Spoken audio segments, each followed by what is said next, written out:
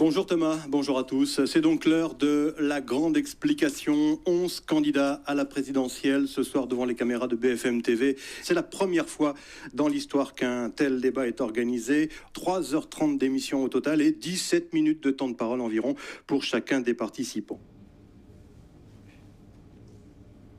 Papa? Oui. T'es demandé en plateau maintenant? Dis qu'il me faut le truc dans la poche là pour les. Ouais. Non, les pastilles. Les pastilles dans la poche, ok. Et le spray aussi, tu le veux? Et puis la bombinette. Ouais.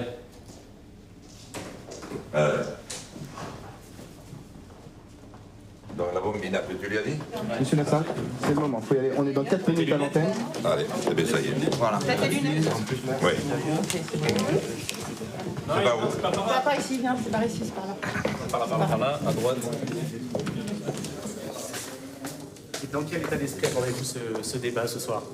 Ben, je l'aborde comme un candidat à la présidence de la République, avec la solennité qu'il convient. Comment est-ce que vous l'avez préparé, ce débat? Je ne l'ai pas préparé parce que je ne savais pas comment le préparer. Vous êtes arrivé le dernier, il faut voir un signe de détente. Non, c'est parce que j'ai trouvé de l'embouteillage. Je ne sais pas, peut-être que j'étais parti un peu en retard aussi, à vrai dire, mais je ne l'ai pas fait exprès. Je suis né avec... Ma mère a mis 8 jours à me mettre au monde. Et je faisais 4,9 kg, elle avait que 17 ans. J'ai jamais pu rattraper ce retard. Donc, pour résumer votre état d'esprit, on peut dire que vous êtes ce soir très détendu. Oh, écoute, très détendu. Il m'est arrivé de l'être davantage. Disons que je suis moyen. Merci beaucoup. Merci. Allez. Merci, c'était la bonne question.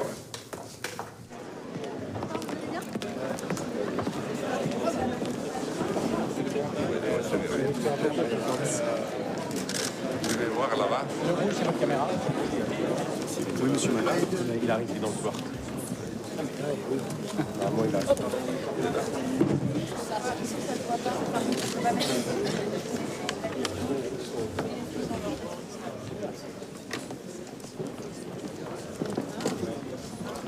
Excusez-moi, voilà. Allez. Attention, attention. Voilà. Station des comptes. Allez, 10 secondes, attention. Bonsoir à tous.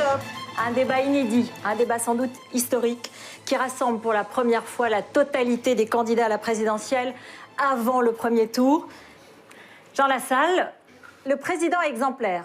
Ah, le président exemplaire. Oui, la moralisation de la vie publique en général et le président exemplaire. Je n'aurais pas de difficulté à l'être. Il y a 40 ans qu'il n'y en a pas eu. Donc, partant de là, moi, je veux reconstruire un État et je voudrais, bien entendu, dire pourquoi. Quand je pense à cette dame, j'ai été président d'une maison de retraite pendant 30 ans. Vous savez où ce monsieur? Jusqu'à 94 ans et demi, tout va bien. Si vous évitez le platane, l'infarctus ou le cancer, vous arrivez à 94 ans et demi. Mais, à ce moment-là, hélas, vous avez quelques mois difficiles. Vos propositions. C'est la statistique. Vos Ma propositions. proposition, je vais vous la dire, madame. On vient vous saisir dans votre lit, une aide-soignante d'ailleurs, qui se détruit la 3e vertèbre Vos lombaire. propositions, monsieur Lassalle. Madame. Mais oui, mais oui. Un peu de patience. Non, mais je dois parler. demande la même Écoutez, chose. madame, je dois parler du peuple aussi un petit peu. Bien Et je sûr. dois parler de cette personne qui peut être un jour vous ou moi. On la sort à 5 minutes, on l'assoit sur une chaise où elle tient par bonheur, on lui enfile son café, ses 10 comprimés, on refait ses draps de lit, on la douche. Terminé. Est-ce que c'est l'avenir que nous nous voyons tous ensemble sans penser à ces innombrables infirmières qu'il faudrait mettre aujourd'hui sur le territoire? Là-dessus, et là je rejoins Mme Artaud, si nous continuons à laisser faire des bénéfices aussi substantiels à des sociétés françaises, sans parler celles qui sont venues d'ailleurs, il ne faut pas s'étonner que nous ne puissions jamais réaliser nos projets. Donc il y a une véritable dictature financière qui s'est installée, la dette a enflé, j'organiserai un audit sur la structure de cette dette, parce que je suis très loin de penser que tout est dû dans ce qui nous est demandé. Là-dessus, cela me permettra d'engager un projet nouveau pour la France, fortement créateur d'emplois. Et nous avons beaucoup de forces nouvelles à créer, beaucoup d'emplois pour la génération qui nous suit. Merci de m'avoir écouté, madame. Merci de votre enthousiasme, Jean Lassalle. Merci à vous,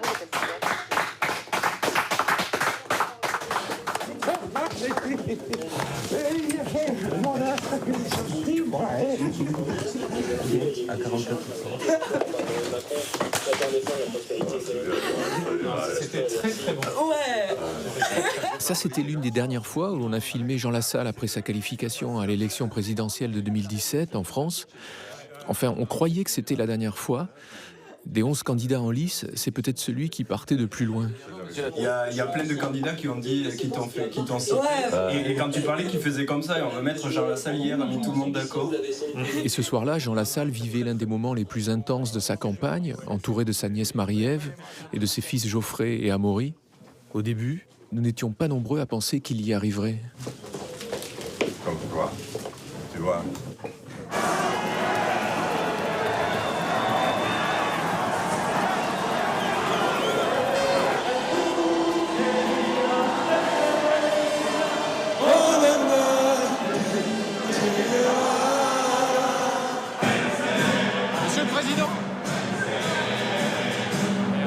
Alors toute cette histoire avait commencé 2 ans plus tôt dans un petit pays d'Amérique latine.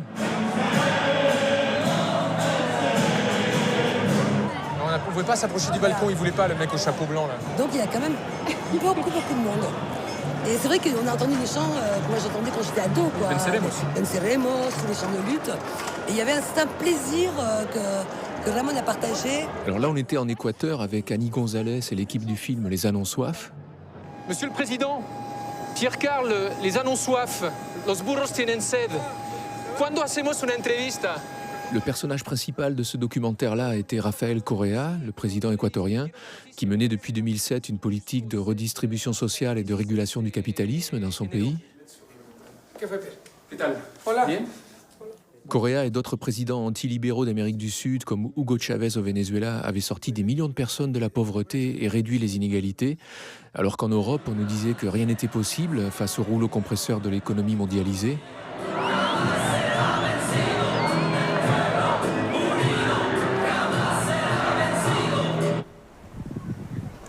Merci de m'avoir appelé, et puis je vous rappelle rapidement. Hein? Et donc là, c'était quelques mois plus tard, de retour d'Équateur. Jean Lassalle avait découvert notre film sur Correa, après qu'un de ses fils l'eût repéré sur Internet. Et alors, Lassalle a connu Chavez quand il était en prison. Il est allé voir Chavez en prison et ça lui a changé apparemment sa vision du monde. Ah bon? Ouais. Donc c'est lui, c'est Lassalle qui va être notre futur président pour nommer Correa au pouvoir. On cherchait qui pourrait être le Chavez ou le Correa français, et on pensait l'avoir trouvé ce jour-là. Juan Lassalle, presidente.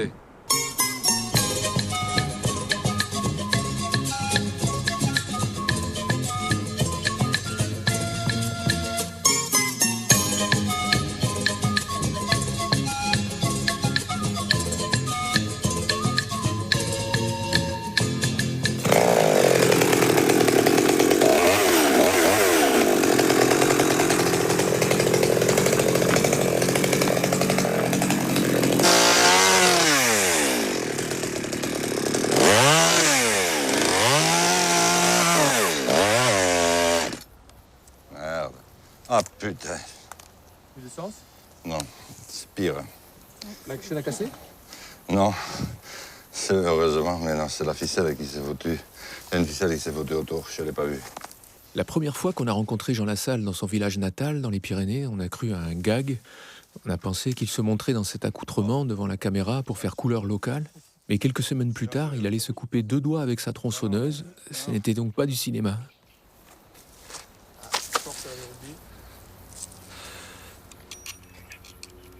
Voilà, comme ça, oui. Bon. Eh bien, écoute, à tout à l'heure. Putain, alors, qu'est-ce qu'on s'emmerde avec ça? Merci, au revoir. C'était avec ton assistant parlementaire, Jean? Oui. D'accord. Donc tu gères tes affaires comme ça, de loin? Oui. D'accord. Mais, oh, Il est où, à Paris, lui? Il est à Paris? Il est à Paris, oui. D'accord, au bureau à l'Assemblée nationale? Oui.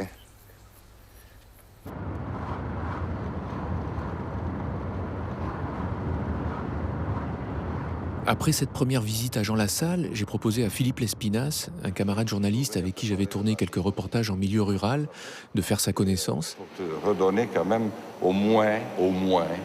Là. Philippe a été aussitôt séduit, charmé par le député pyrénéen. J'ai été désigné. Ouais, tu ne le savais pas, moi non plus.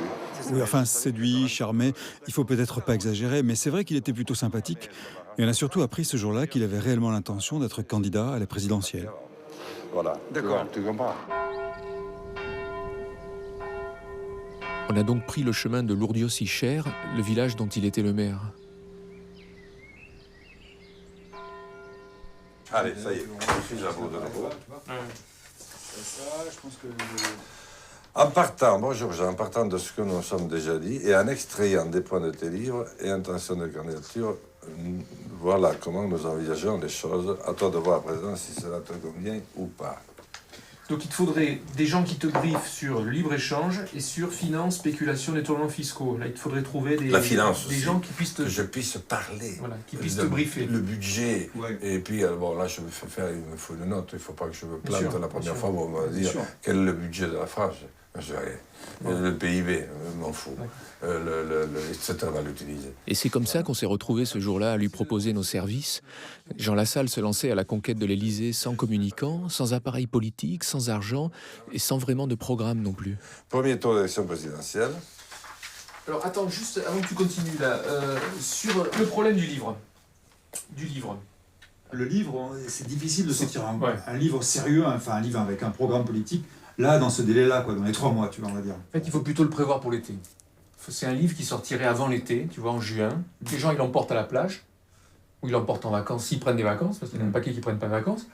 Et il occupe cet espace-là, l'été, qui est un moment un peu vide politiquement, tu vois. Tu as ton livre qui est prêt avant peut-être début juin. Alors ça le livre d'entretien, on parle bien du livre d'entretien qui est un peu costaud. C'était à peu près 1 an avant l'élection et il ne se doutait pas que nous n'avions pas vraiment de compétences dans le domaine de la communication politique.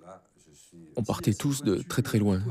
Donc ça veut dire pour nous qu'on va devoir s'installer ici pendant 15 jours, pendant 3 semaines, ou qu'on va devoir conduire des entretiens entre ici et Paris. Est-ce que tu peux expliquer ? Je voudrais profiter du... Tiens, vas-y. Recadrez-vous, moi je me recadre en pissant. D'accord. Allez. Moi, je ne sais pas encore ce que je suis et ce qu'on est tous les deux dans cette histoire. J'ai du mal à prendre tout ça au sérieux, honnêtement, je te le dis. Je ne sais pas où ça va nous mener, c'est assez rigolo.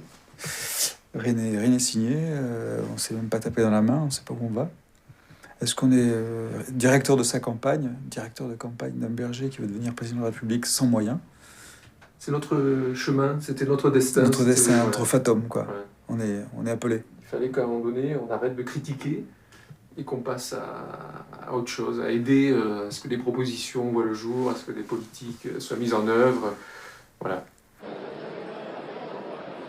Vos places. On avait remarqué Jean Lassalle 14 ans plus tôt, lors d'une de ses premières interventions à l'Assemblée nationale. La parole est à M. Sarkozy. C'est ce jour-là qu'il s'était frotté à un homme politique extrêmement ambitieux, prêt à tout pour accéder au pouvoir. Monsieur le Président, Mesdames et Messieurs les députés, le Premier ministre vient... Monsieur, s'il vous plaît, vous pouvez vous asseoir et ne pas chanter dans cet hémicycle. Asseyez-vous, monsieur. Comment il s'appelle ? Ça suffit. Monsieur l'huissier, vous pouvez vous asseoir, s'il vous plaît.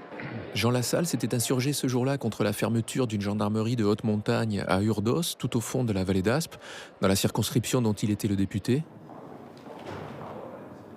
Et 3 ans plus tard, on avait été très impressionnés par sa grève de la faim pour empêcher la délocalisation d'une usine employant plus d'une centaine d'ouvriers dans sa vallée des Pyrénées.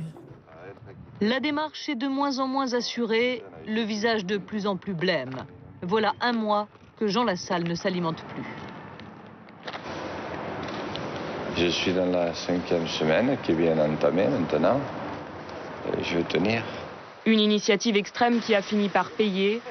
Quelques heures seulement après son hospitalisation, un accord a été trouvé avec les dirigeants japonais de Toyal. Ce qui avait aussi marqué nos esprits, c'est sa randonnée à pied de plusieurs milliers de kilomètres en 2013, à travers la France, notamment dans les zones industrielles en déclin, de l'Est ou du Nord du pays. Il n'allait pas rentrer chez lui pendant 9 mois, et c'est là qu'il avait pris la mesure de la montée du vote des classes populaires en faveur de l'extrême droite, ce qui le désolait. On n'a plus confiance, vous voulez, à la France, comme vous dites. On n'a plus confiance. Il faut lui faire confiance. Oui, il faut faire confiance. À qui? Mais qui vous savez faire confiance? À qui? pour l'instant, on nous raconte des mensonges, des belles balivernes. Vous allez voir, je vais vous faire ceci, je vais vous faire cela. Voilà, c'est des petites là qui est magnifique. Moi, je travaille aussi pour la mairie. Mais oui, qu'est-ce qu'on disait? Oui. Les types me disaient toujours ne change pas.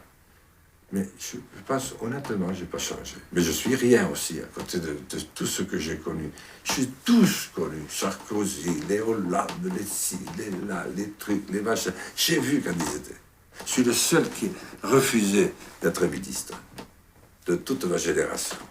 Le ministre de la guerre, à Hollande. À Sarkozy. Ministre de la Défense? Ministre de la Défense. Par d'autres fois. Il m'a dit, tu sais pas, il était plein de... Tic. Écoute, je comprends vraiment qu'on puisse te prendre pour un con. Parce que tu es un con. Hein? Parce qu'il ne pouvait pas imaginer, il me dit, il rentre, tu sais, sur les tapis, il rentre sur les portes pour être secrétaire d'État au chou farci, c'est l'expression qu'il a souvent. Et je te propose la défense, parce que tu as une gueule, parce que tu peux dire quelque chose. Il m'a fait le contrôle fiscal le plus violent que j'ai jamais eu de ma vie, quand j'ai chanté pour l'empêcher de parler. Je suis le seul qui lui a coupé la parole, quand même, de tous les députés. Je vais répondre à tes questions. Attends, je regarde un peu, quand même, mes lunettes. Toi, vous me remettez en forme. Ce matin, j'étais à Vachy, j'étais mort, je n'avais pas dormi dans la nuit, tellement j'avais une barre rouge dans la main, toute la nuit. Et vous me mettez en forme, alors. Alors, je suis très content. Peut-être pas vous, mais je suis très content de ce qu'on a fait, parce que moi, ça me permet d'éclaircir. Je n'ai pas trouvé encore l'équivalent. Il faudra qu'on fasse une réunion à Paris, quand vous viendrez, avec ma petite troupe, pour que vous la jaugiez. Alors, je ne la ferai pas venir entière, je ferai venir les têtes de série que j'ai un peu... Après cette première réunion, il avait été convenu que nous ferions un livre où Jean Lassalle aurait la possibilité d'exposer ses idées, sa vision du monde, que nous fabriquerions aussi son clip de campagne, et enfin que nous réaliserions un film documentaire sur lui qui sortirait au cinéma avant le premier tour de la présidentielle, dans le but de le faire connaître et de peser sur l'élection.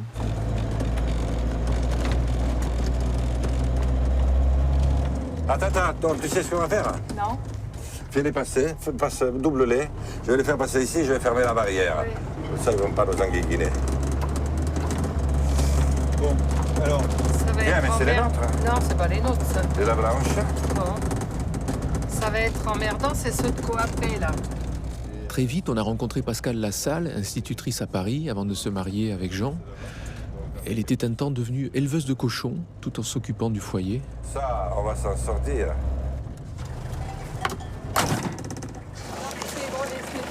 C'est là, c'est poussé. Mais non, mais Jean! Non, arrête, je sais. C'est mieux comme ça. Venez ici, ça nous le compte. Mais oui, t'aurais dû la pousser. Mais non, on ne peut pas, Pascal, j'ai essayé. Je connais, il y a quand même, je connais pas tout dans la vie, mais ça je connais. Bon, venez les petits. Non, il faut la prendre correctement, là. La ficelle, là. Voilà. Et oui, mais correctement. Allez.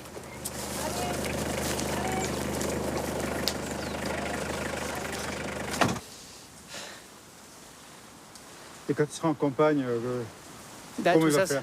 Ça ne sera pas fait ou il prendra du temps pour le faire. Quand il est parti marcher, c'est resté en plan pendant une année. Donc, c'est pour ça que tout était envahi de tout. S'il n'y a pas d'entretien... Et quand tu seras président? Eh ben, il viendra le week-end faire le boulot, tiens. C'est ça, les taureaux. Arrivo. Queste scivavo si hanno il trimaglio. Jean, oui. Entre ici et l'Élysée, il y a de la route, non? Oui. Oui, il y a de la route, mais... Il y en avait beaucoup aussi entre ici et la mairie devant laquelle on est passé lorsque j'avais 21 ans. Et moi, je savais que ce chemin était considérable. D'ailleurs, une fois que je l'ai eu accompli, j'ai eu le vertige. Adieu! Gravlao!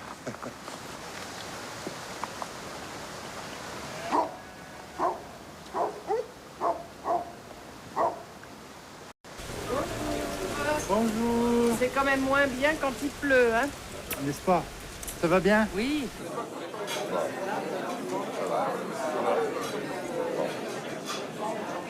Il va falloir.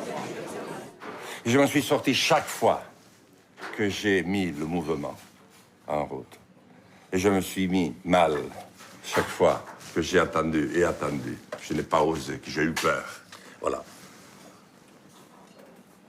Je serai candidat aux prochaines élections présidentielles.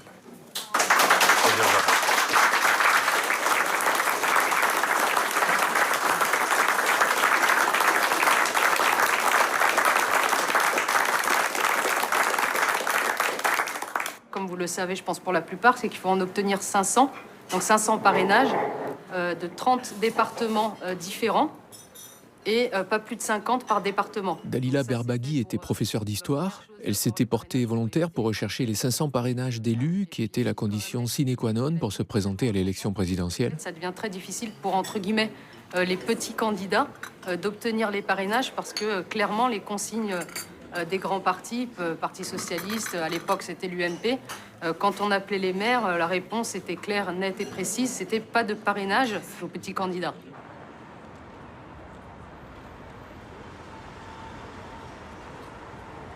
Ah, il y a du boulot, oui. Ah, j'arrête pas, hein. Attends, je vais tout descendre. Bon, écoutez, après, qu'est-ce que je voulais vous dire d'autre? Tiens, voilà, si.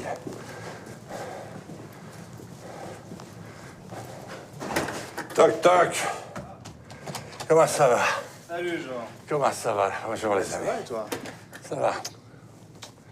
Moi, je proposais que, en même temps qu'il allait se déclarer, là, on pouvait faire un film de campagne, de présentation, qui je suis, quels sont mes faits d'armes. Il y avait un point, j'insiste, sur lequel on a déjà discuté avec Jean, et je lui ai dit, tu as des points faibles, qui pour moi n'en sont pas, hein, mais qui a des points faibles d'identification, sur lequel les journalistes, enfin les médias, pardon, vont s'emparer et tirer à boulet rouge. Et ben, ces points faibles, il faut que dès le départ, on en fasse des points forts. C'est-à-dire qu'on les explique, on explique pourquoi, et que ça devienne des points forts, parce que en fait, ces points faibles, bah, c'est les points faibles de tous les Français. Le fait qu'ils portent un béret, bah, il y a beaucoup de Français qui ont un béret. Il y a beaucoup de... Si, quand même. De moins en moins. Ouais, va dans leur veine profonde, va dans la veine profonde, va dans ton bled, va dans certains endroits. Je te préviens que les gens ils portent des bérets. La baguette. Alors moi j'ai eu une idée. Les idées viennent pas que de moi. C'est les 3 B. C'est béret, baguette et bon sens. Non, mais on est très bon, hein. Le seul truc, c'est qu'on se sous-estime, mais on est très très bon. Hein. Demain dans le journal. Demain dans le journal. Je confirme ma candidature. Voilà. J'ai envie d'aller beaucoup plus loin que les statisticiens ne l'imaginent. Mais bon, je suis lucide.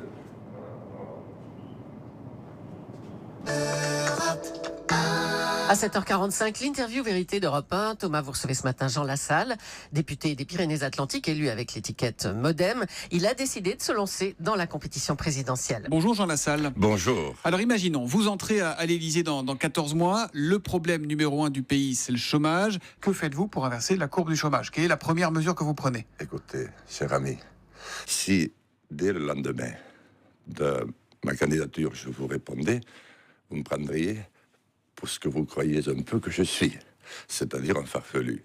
Non, j'entreprends un travail beaucoup plus profond. Je dois retaper la France. Et c'est un énorme travail. Bon, on est d'accord, mais est-ce que vous pensez que vous pourrez réunir ces 500 signatures? C'est pas simple à avoir, hein. 500 élus d'au moins 30 départements ou de collectivités d'outre-mer différents. Surtout quand on n'est pas un candidat de l'establishment, ni tenant du 440, et que les instituts de sondage vont vous placer pendant 6 mois à 0,5% d'intention de vote.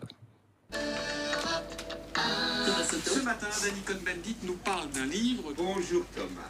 Ce livre s'appelle Le tombeur du général. Alors, le tombeur, C'est Antoine Fontaine qui accompagnait Jean dans cette émission de radio, l'une des rares à l'avoir invité après sa déclaration officielle de candidature.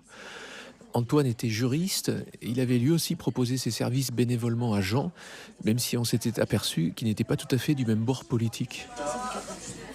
En tout cas, dans son histoire personnelle et dans l'histoire de sa région, c'est vrai qu'il y a une... alors on n'appelle pas ça le communisme, mais en tout cas, il y a une empreinte sur ce qu'on appelle les communs, la gestion en bien commun, où les habitants géraient collectivement finalement leur territoire. Et c'était peut-être l'une des premières formes de démocratie directe qui existait et qui a été complètement occultée à partir de la Révolution française, à l'époque des Lumières, qui a occulté tout ce système de gestion collective où chacun était responsable du territoire et de la gestion du territoire. Antoine Fontaine se définissait plutôt comme anarchiste et on a découvert qu'il y avait des personnes très différentes autour de Jean. Et ce qui me plaît dans Jean Lassalle, c'est qu'avec des principes simples, naturels, de la vieille France, il est capable de rassembler aussi bien des anciens partisans de Robert Hue du Parti communiste, des centristes de sa famille politique, des gens de droite traditionnels et même des gens ultra comme moi. Donc il est capable de rassembler tous les chiquiers politiques et tout le peuple français. Et néanmoins, il va se présenter à l'élection au suffrage universel, alors que vous-même, vous êtes monarchiste, donc vous êtes pas spécialement favorable à ce principe électif, quand même. Je devrais faire un sacrifice d'amour-propre, car s'il obtient ce que j'espère, c'est parrainage, je serai forcé d'aller m'inscrire sur les listes électorales et de voter, car je ne me suis jamais inscrit sur les listes électorales n'étant pas républicain, et je n'ai jamais voté de ma vie. Quand j'ai un problème à régler, je prends un fusil, c'est plutôt une tradition corse.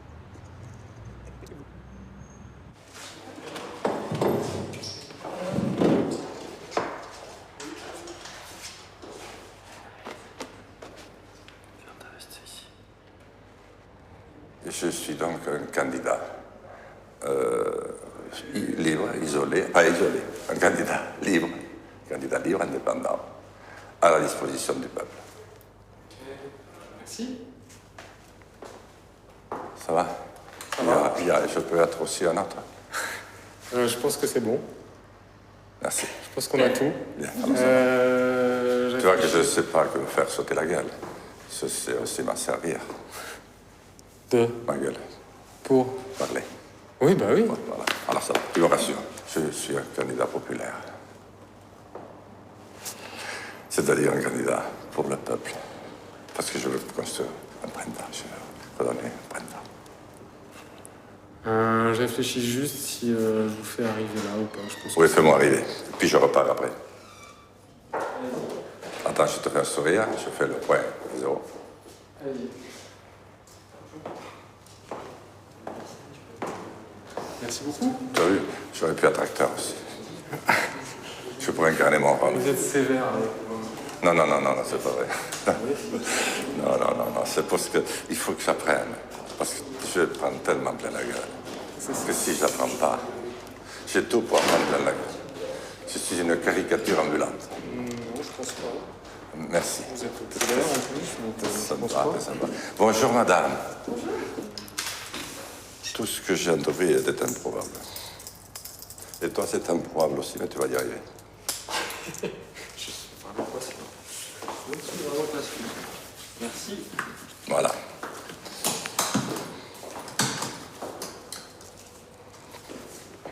Bon, maintenant le tailleur. Dans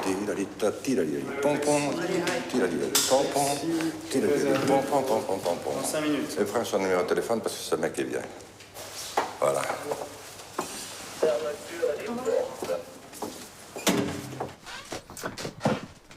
Très bien. C'est jusqu'à 16h les questions. Hein, Ludo? On l'appellera après, oui, il nous appellera. Oui. D'accord. Ok, d'accord. Voilà. Merci beaucoup. Bonne soirée, Jean. Salut. Oui, salut. Bye, bonne soirée. Dans notre entourage professionnel, on ne comprenait pas bien ce que nous faisions avec Jean. On sentait un certain scepticisme. Carrément, on va essayer de le révéler. On va essayer de révéler sa vraie nature, qui est peut-être celle d'un révolutionnaire sud-américain dans des habits d'homme de droite en France. C'est un révolutionnaire anticapitaliste égaré au MoDem depuis 30 ans. Bon, d'accord. Bien que vous ayez, et que vous êtes pour l'instant les seuls à avoir perçu son potentiel révolutionnaire, progressiste et capable de transformer, de rebattre les cartes, de redonner naissance à la gauche, là vous êtes les seuls à l'avoir vu pour l'instant. Alors, mais je pensais pas que ce serait porté par un béarnais du MoDem. Ces choses-là. Quand De Gaulle part à Londres en 40, personne n'imagine le destin politique qu'il va avoir dans les années qui vont suivre. Personne ne l'imagine. Donc peut-être que Lassalle, c'est le De Gaulle de demain. L'appel de Lourdieu, bon, d'accord.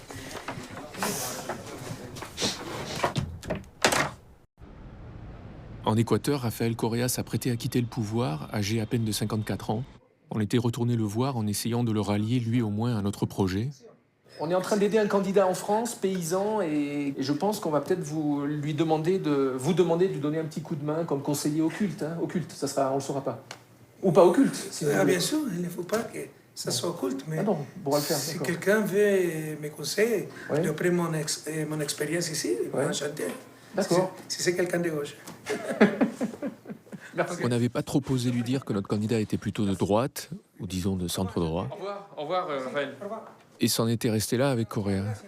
Alors ça, c'était très dommage. Pierre aurait dû vraiment insister parce que l'idée de départ, c'était que Lassalle, président de la France, embauche Correa comme Premier ministre et on ne lui aurait dit qu'après que Lassalle n'était pas tout à fait de gauche.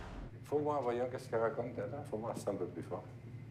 La prolongation de l'état d'urgence devrait nous permettre de donner à la justice l'esprit et les moyens nécessaires pour faire son travail. On l'a vu à la suite des attentats du 13 novembre, avec des centaines de perquisitions réalisées en quelques jours. Il en va de la sécurité des Français.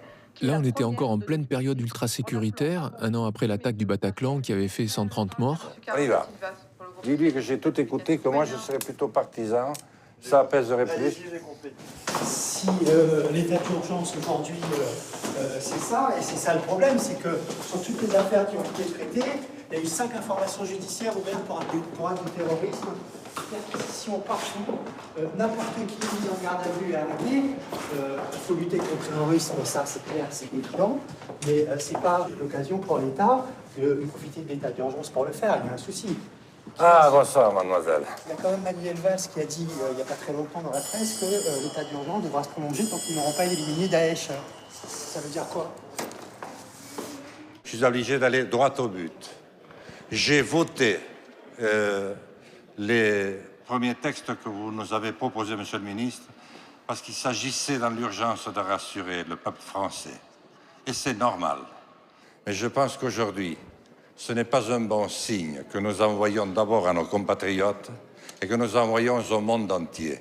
Mais il ne faut pas, dans un pays où il y a 6 millions de musulmans, continuer à parler de cette affaire comme nous en parlons. Je ne le sens pas bien et je sens qu'un scène ne servira pas pour l'avenir. Merci beaucoup. Nous arrivons, mes chers collègues, à l'amendement numéro 13, qui est un amendement de suppression. Finalement, sur 577 députés, seuls 31 ont voté comme Jean contre la reconduction de l'état d'urgence, qui restreignait certaines libertés publiques et donnait des pouvoirs exorbitants à la police. T'es d'accord? Mais depuis le premier vote. Hein? Depuis le premier vote. Toi, t'aurais aimé qu'il vote contre dès le premier, toi? Ah, non, non, là, c'était impossible. Je lui ai dit de suite. Impossible. Parce qu'il faut prendre l'opinion au niveau où elle est. Mais ça, c'est un peu de la démagogie, Jean. Non. Les gens qui s'opposent, attends, il y a des gens qui s'opposent à certains moments contre l'opinion qui a été façonnée par les médias.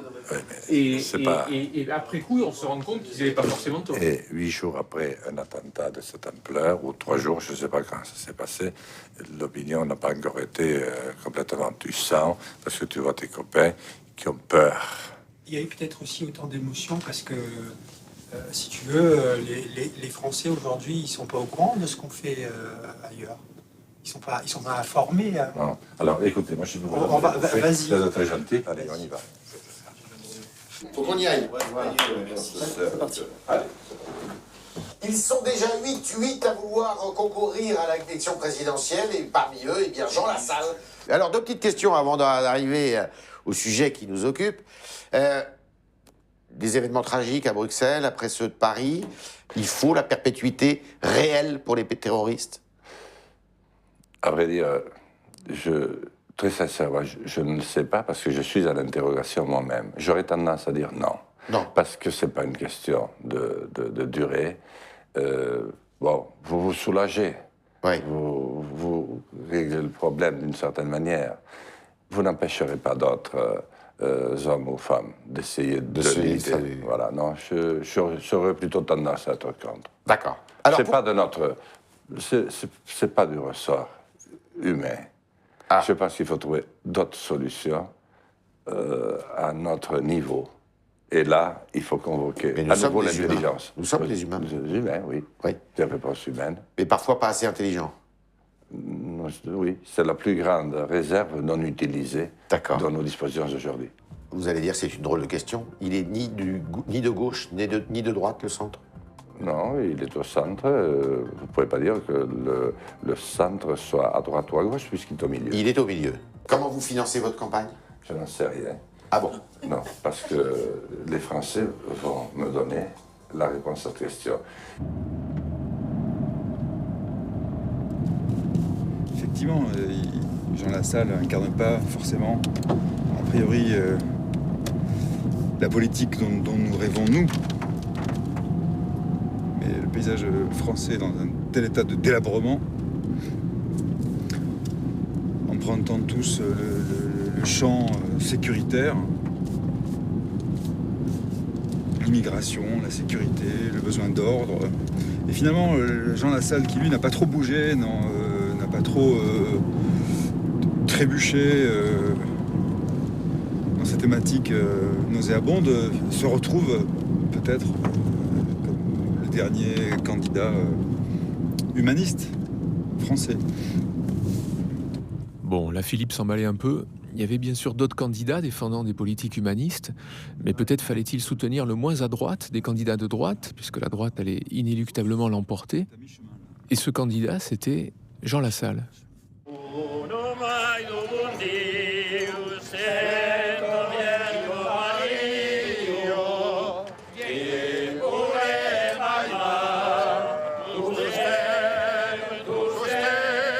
Je m'emballais un peu. On s'emballait un peu. Il y avait quand même chez lui des choses qui nous plaisaient beaucoup. Son sens de la fête, sa proximité avec les gens, la chaleur avec laquelle il nous avait accueillis, lui et sa famille.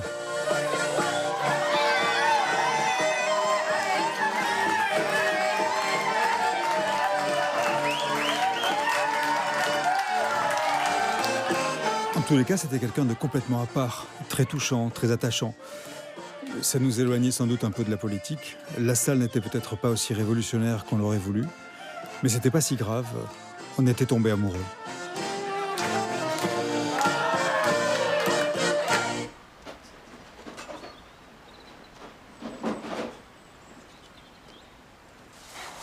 Bon.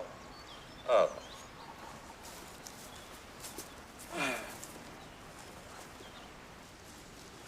Qu'est-ce que c'est ça? Non, c'est pas les carottes, ça. Ah, ici, il doit y en avoir quelques-unes aussi. Peut-être. Celle-là, ça aurait été dommage de ne pas l'avoir. Est-ce que tu t'es protégé ta blessure avec une poche plastique, là? C'est-à-dire, oui, surtout le pansement. Parce que, merde, ça c'est un fraisier, ça. Tiens bien une carotte, quand même. Oui, je me suis protégé parce que sinon... Ce pauvre fraisier, perdu au milieu de nulle part.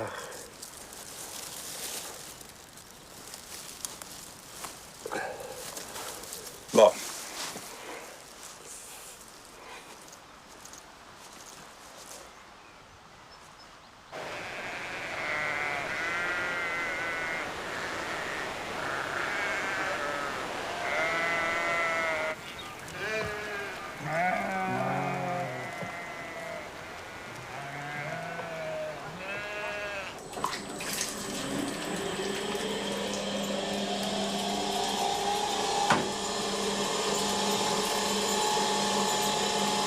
fait des petits fromages?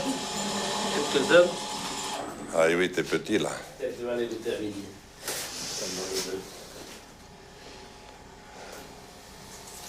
Ah ouais, Ça, je te les mets dans un bout de papier. d'accord.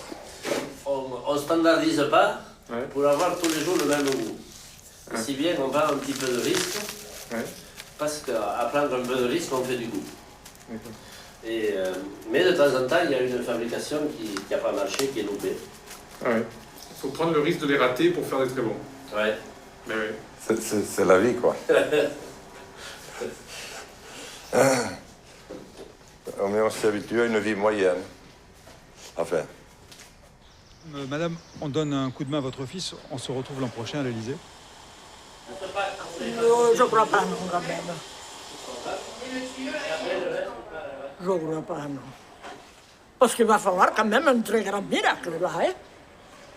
Il va falloir que lui, il ouvre les écluses du ciel, hein, quand même. Vous croyez, vous? Non, non. C'est un petit genou qui va aller là. Mais d'où il sort, celui-là? Il se prend pour qui? On l'a déjà dit. Mais bon. Je crois qu'il a envie de faire passer quelques idées que tout le monde ne véhicule pas. Et si ça peut faire prendre conscience à une partie de notre société, ce sera toujours ça de gagner. Après, bon. Parce que les gens, ils ne savent pas qu'ils vont vers un précipice collectif.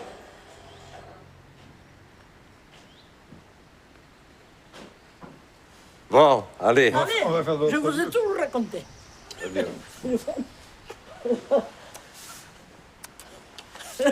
Allez. Allez. Julien?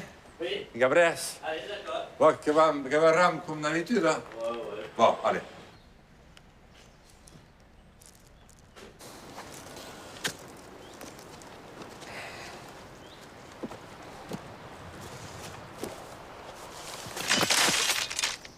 Voilà.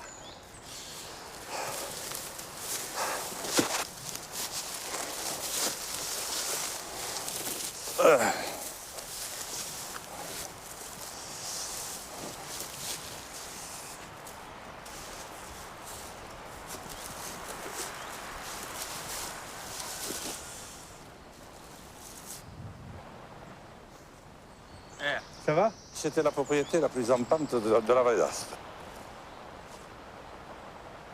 Vous en pensez quoi de son projet? Puisqu'apparemment, il vous a aussi tenu au courant de son projet. Projet pour 2017. Il ne m'a pas trop tenu au courant, mais je le connais assez pour savoir qu'il était en train de préparer ça, oui. De toute manière, les médias vont le guignoliser. Il n'y a pas de place quand même pour des gens comme ça dans ce cercle-là. Mais qu'est-ce qu'ils vont faire, les médias? Mais de toute manière, il raconte que du prêt à entendre, du facile, pas du joli à entendre parce que c'est pas le mot, mais et faire peur et dire ce qui est entendable. Personne ne dit la vérité. Mais alors, quelqu'un qui se met à la dire, est-ce qu'il va être entendable? Ça, c'est toute la question. Quel est l'espace pour ça? Et alors, là c'est vous qui voyez s'il y a un espace pour ça. Au fur et à mesure, on s'est aperçu que la famille Lassalle semblait beaucoup compter sur nous, et on se demandait comment on allait réussir à achever dans les délais le livre, le clip de campagne et le film qui devait absolument sortir avant le premier tour. Il restait à peine 6 mois et nous n'étions que 2.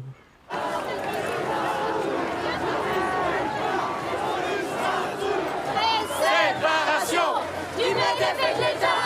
Séparation du MEDEF et de l'État.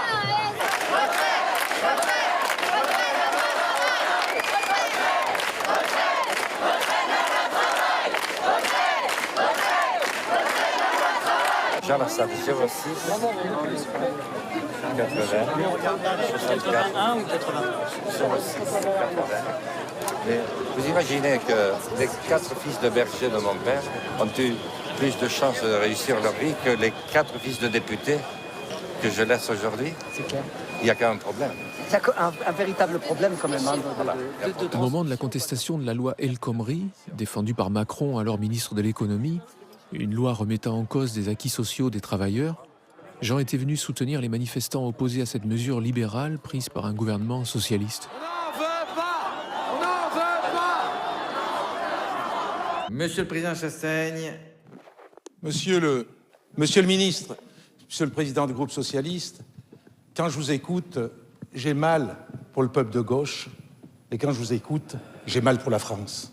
Ce que je vous reproche, c'est que vous dites que vous êtes favorable à des mesures de justice sociale, et que dans la réalité du travail législatif au quotidien, vous refusez ces mesures de justice sociale. André Chassaigne, député communiste, était l'un des rares amis de Jean à l'Assemblée nationale. Chassaigne était lui aussi d'origine modeste, fils d'ouvrier, mais également élu rural dans le Massif central, et c'est tout cela qui les avait rapprochés.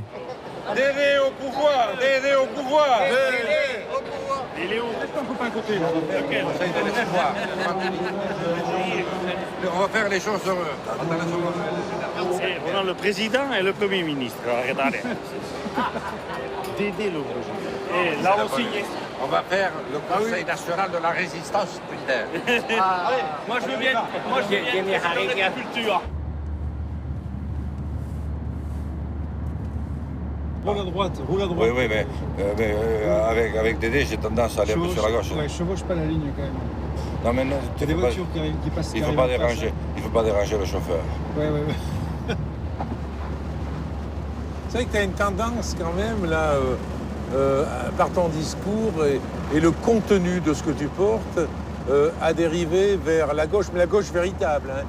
Pas la gauche gouvernementale qui est dans une dérive complète, vers la gauche historique. C'est très curieux d'ailleurs que il y a une espèce de réminiscence de la parole qui était celle de tes oncles communistes, qui est en train de reprendre le dessus sur ton socle chrétien, gaulliste d'origine, modéré, modémien, bérouillien. Là, il y a quelque chose qui se passe en toi. Tu vis une révolution intérieure, là, non? Ah, mais elle était extrêmement violente. Mais j'ai passé des nuits entières à pas dormir. Ma femme me disait, mais qu'est-ce que t'as? Écoute, je vais t'amener chez un toubib, va te faire soigner, il y a quelque chose qui ne va pas, c'est pas possible. Où tu vas, là? Je demande à l'électricien. J'ai presque un côté, c'est à la fois fraternel vis-à-vis de lui, mais quelquefois presque paternel. Parce que j'ai envie de tirer, j'aurais envie d'être son chef de cabinet, mais ça serait, il me ferait... Pour le protéger. Oui, c'est ça. À la fois pour le protéger, et puis par rapport à son efficacité. Parce que comme il a le naturel, le cœur qui déborde véritablement, il ne maîtrise pas son emploi du temps, il est pris par des gestes qui sont des gestes inattendus, complètement spontanés. Et c'est vraiment à l'opposé du marxiste rigoureux, raisonné, imprégné presque d'un gosse-plan parlementaire que je suis. Bonjour. Le rond-point d'Intermarché, le bâtiment sur la gauche. Merci, donc, vous aurez Vicente qui prendra le diplôme, vous lui direz. Oui, je vais le dire Vicente. Le collège, il est là. Mais c'est un tout petit collège, là. Eh oui, c'est Jean Puyot. Oh, ils vont être contents de nous voir, putain. Ça va être la Marseillaise, là. Peut-être l'internationale, même.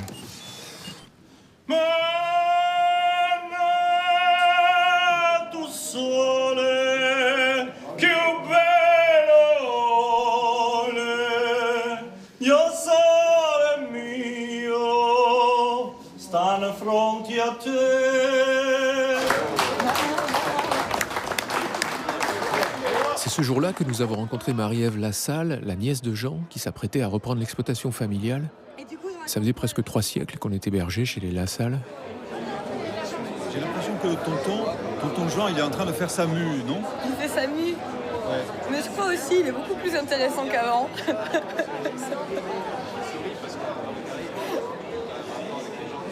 Comment ça?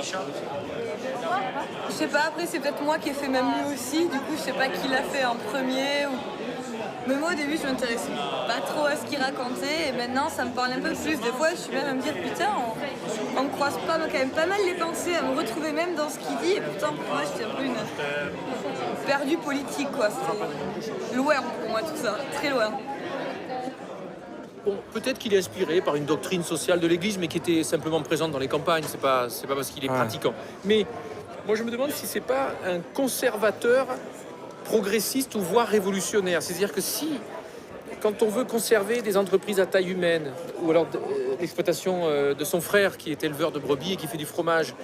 Alors ça, c'était notre nouvelle idée. On était à présent persuadés que c'était dans ce monde paysan, celui des exploitations agricoles de moyenne montagne, à taille humaine, que se trouvait la société idéale, celle qui n'avait pas encore perdu le contact avec la terre, où subsistaient toujours des formes anciennes de solidarité, un certain niveau d'entraide, presque du communisme primitif. Mais en même temps, vu ce qui nous est proposé par le capitalisme sauvage, peut-être que c'est ça ce qui est révolutionnaire aujourd'hui, c'est-à-dire de vouloir d'être conservateur pour être révolutionnaire. Je ne sais pas si tu as réfléchi à la question. Mais je partage complètement ça.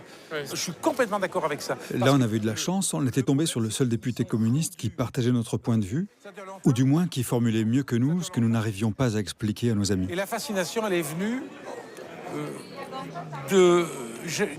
d'un individu qui, quand il parle, est traversé par une sève qui parcourt tout son corps et qui part de la terre. Et c'était la première fois que véritablement je voyais, j'écoutais, je sentais quelqu'un qui avait cette force-là. C'est-à-dire au niveau de une sève qui vient de la terre, mais en même temps chargée d'histoire. Parce que c'est en même temps chargé de l'histoire de son peuple, de sa famille, comme il le dit. Et alors, il y en a certains qui me disaient, mais vous apparaissez un peu communiste. Mais j'ai dit, quand le bolchevisme a fait du mal, j'ai été de ceux qui l'ont dénoncé. Mais aujourd'hui, c'est le capitalisme qui nous tue. C'est pas le bolchevisme, c'est le capitalisme. Je le dis de la même manière, avec la même férocité. Ces guignols au pouvoir, il faut les secouer. Mais on n'en veut plus. Non, il faut surtout les virer. Il faut surtout les virer. Mon portable. Et ok, quoi d'autre on voulait te dire? Alors, posez-moi les questions que vous voulez me poser. Alors, moi, je voulais vous dire simplement, tant que j'y pense, c'est l'affiche. Je ne m'y retrouve pas tellement. Ah oui, oui, oui. Du film, ouais. Oui, parce que... Ouais. Attends, je te donne mes arguments. Hein. Ouais, bon, il me semble que ce caractère un petit peu atypique, un peu décalé, un peu... à la limite, presque un peu Charlie Hebdo, etc. Ouais. Moi, je pensais que vous essayiez de me solennaliser un peu, quoi. Voilà. C'est-à-dire avec une attitude un peu solennelle, voilà, de candidat. Et Jean n'avait pas tout vu, heureusement. On avait donné carte blanche à des amis dessinateurs qui s'en étaient donnés à cœur joie. Mais comme ils faisaient ça gratuitement ou presque, on n'avait rien osé leur dire.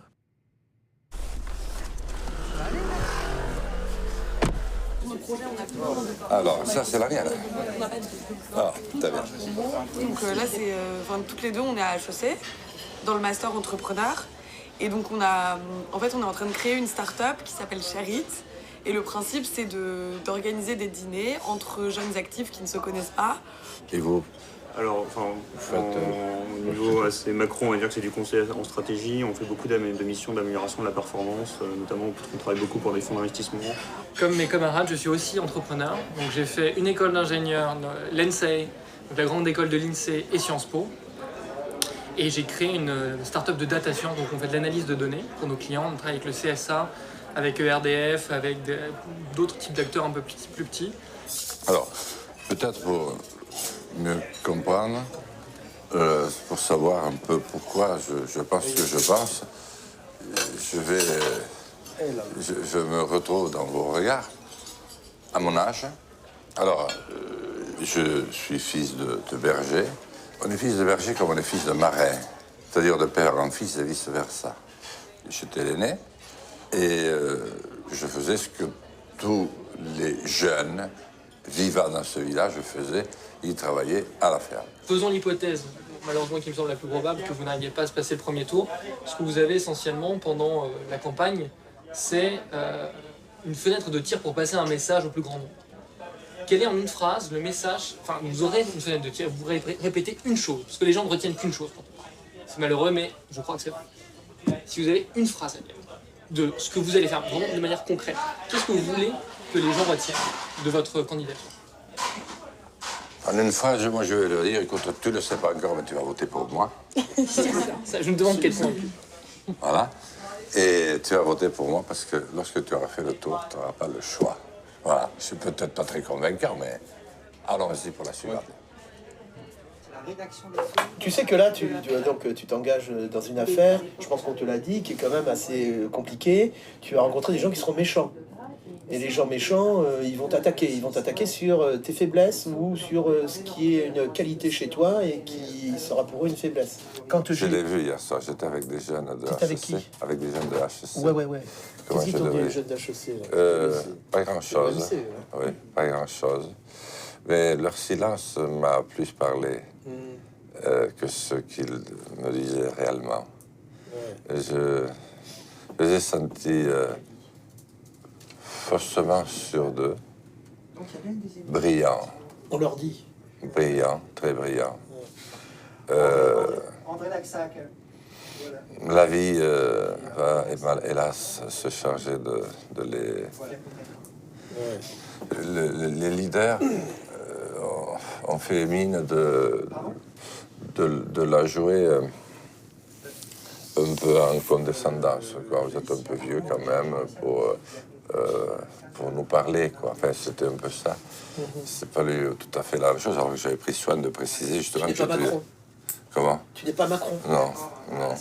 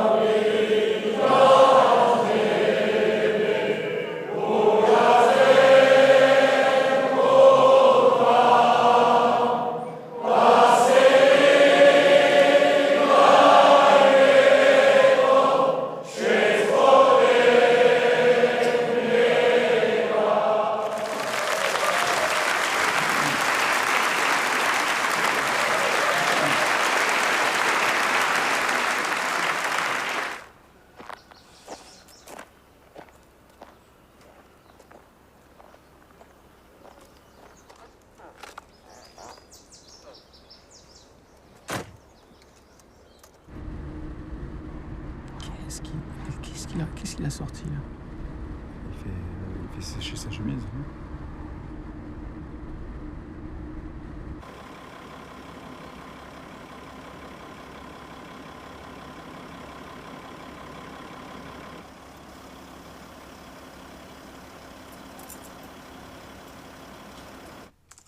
Alors, on va essayer. Voilà l'objectif à Tout ça. atteindre. Après, ce nouveau projet.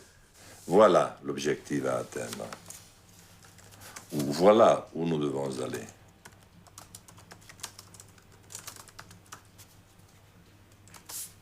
Point. Chemin faisant.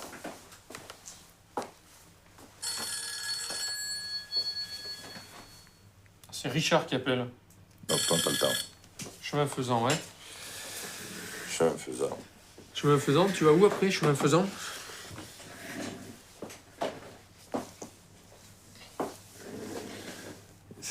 Chemin faisant. Chemin faisant. Chemin faisant. Chemin faisant. Chemin faisant.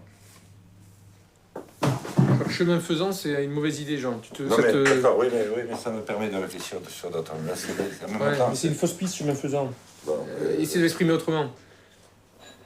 Finalement, le livre-programme de Jean s'est fait sans nous.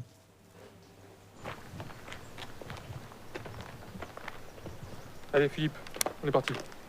Et lorsqu'on revenait au village, on continuait de prendre très au sérieux notre rôle de conseiller. Et là, on avait décidé de passer à la vitesse supérieure. Et moi, je voulais aborder une question qu'on n'a jamais abordée. Est-ce que on ne devrait pas imaginer une société où tout être humain pourrait avoir un lieu où se réfugier, s'abriter. Toi, tu sais ce que c'est qu'une cabane, puisque tu as vu des cabanes de bergers. La notion d'abri ne t'est pas étrangère. Et est-ce qu'il ne faudrait pas donc imaginer une sorte de grand mouvement qui pourrait s'inscrire dans un service civique où tous les gens sont invités à construire des cabanes à la fois pour eux et pour les autres, pour ceux qui n'ont pas de toit? Est-ce qu'il ne faudrait pas imaginer que dans cette société, on ait tous le droit de se réfugier quelque part? Donc ça concernerait toutes les strates de la population, aussi bien les plus pauvres, qui n'ont même pas où se mettre quand il fait froid, quand il pleut, etc., les SDF, mais ça peut être aussi même les gens des classes supérieures qui auraient droit, eux aussi, à ce lieu, cet abri, ce refuge. Et ça pourrait être aussi l'occasion de réhabiliter les travaux manuels, parce qu'on devrait tous devenir, le temps d'un service civique, menuisier, apprendre à construire avec des bouts de bois ou avec des troncs un abri, une cabane, un refuge. Mais vraiment, je pense que c'est un truc que tu peux porter, une idée, une proposition politique que tu peux porter, et qui est une proposition qui réunit tout, quoi, qui réunit tout ce qui t'intéresse, toi. Et qui défonce d'ailleurs toutes les résistances, parce que comment qui va s'opposer à ça? Qui va pouvoir, effectivement. Parce que tu dis même aux riches, vous aussi vous avez droit à une cabane, un refuge, un abri. Pas simplement les pauvres, tout le monde, les classes moyennes aussi. Je vois bien déjà ceux qui vont s'y opposer. On était pourtant persuadé à ce moment-là que c'est avec ce type de proposition que Jean allait se démarquer des autres candidats. Il était l'un des rares hommes politiques à pouvoir avoir ce genre d'idée, vu son parcours. D'accord, voilà. Change de carte, je vais chercher une jaille. D'accord. Bon. Mais tu vois, j'avais pas pensé à ça. J'avais pas pensé. Coupe avant la fin. Philippe, coupe avant la fin pour des histoires de clips. Coupe avant la fin pour des histoires de clips. Coupe avant la fin pour des histoires de clips. Moi, tu vois, je mets au moins le bois à l'abri, tu vois, déjà, avant d'y mettre les pauvres. Remarque que si j'avais autant de pauvres qu'il y a de bouts de bois, je serais bien emmerdé. Et tu as abordé ce matin la question de la mise à mort des cochons. Est-ce que si à l'école, par exemple, il y avait un programme généralisé de mise à mort des animaux et de cuisine de ces animaux, ça ne susciterait pas chez les enfants et futurs adultes des comportements plus sobres vis-à-vis de la nourriture? Est-ce qu'on ne peut pas imaginer que pour passer du CP au CE1, par exemple, il faudrait avoir tué un poulet et l'avoir cuisiné et l'avoir ensuite mangé? Et pour passer en 6e, il faudrait avoir tué un mouton et l'avoir cuisiné. Et pour passer là-bas, avoir tué un cochon. Par exemple, tu vois, c'est un exemple entre autres. Alors, condition d'être végétarien, on peut être végétarien. Ok, on assume, on mange plus de viande. Mais si il y avait une dérogation. Voilà, on peut avoir un permis végétarien ou plutôt un permis pour manger de la viande, parce que si on mange de la viande, il faut assumer le fait qu'une bête soit offerte à nous pour manger cette viande. Eh bien, comme j'ai dit que je dirais tout ce que je ressens, je resterai au plus près de la réalité tout au long de ma campagne, en ce moment, je me dois de dire que ceux qui m'interrogent sont en avance sur ma réflexion.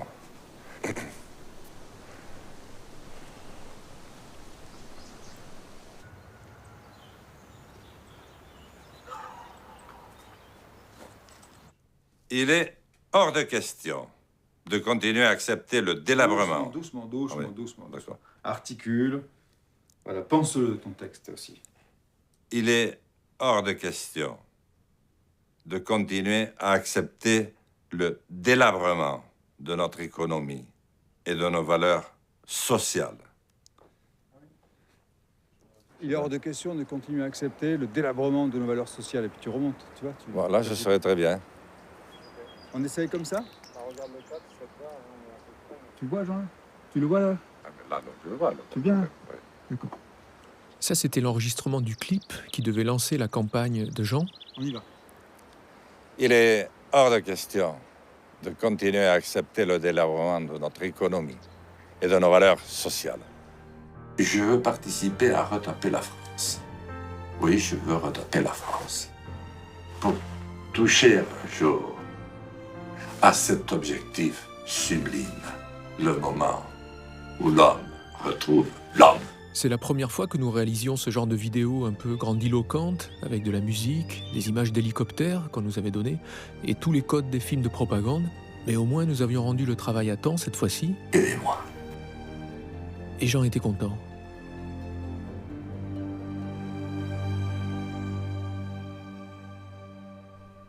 putain. Moi, j'étais pas au courant, tu vois. Voilà. Donc, il y a toi. Non, mais... Nos amis, comme Nina Faure, trouvaient toujours aussi désolant notre engagement auprès de Jean. Faut que tu viennes le voir. Ah non. Non. Mais Adi Schatz, Nina. Comment on dit ça? Ça veut dire quoi, ça? Adi Schatz. Adi Schatz? Oui. Ça veut dire... au revoir. Deux mots de politique. Il était candidat en 2012, il le sera à nouveau en 2017. Philippe Poutou a été désigné hier soir par le nouveau parti anticapitaliste, ouvrier, représentant CGT à l'usine Ford de Blanquefort. Il avait recueilli 1,15% des voix il y a 4 ans. Tu vas bien? Ça va, ça fait plaisir de te voir. Philippe, bonjour. Tu connaissais, hein? Oui, on s'est croisés cet été. Hein, c'était quand? On recherchait à présent les membres du futur gouvernement de Jean. On s'est dit qu'il fallait essayer de l'associer à d'autres présidentiables comme Philippe Poutou, un ouvrier de l'industrie automobile, militant d'un parti de gauche, que nous connaissions un peu. Alors on se disait avec Philippe que il fallait peut-être essayer de soutenir, je ne sais pas quand, à quel moment, bon toi t'es candidat, mais le candidat de droite le moins pire, le moindre mal, tu vois. Et alors on s'est dit que le seul qui avait, qui à l'égard des migrants, avait une position vachement humaniste et tout ça, c'est la salle.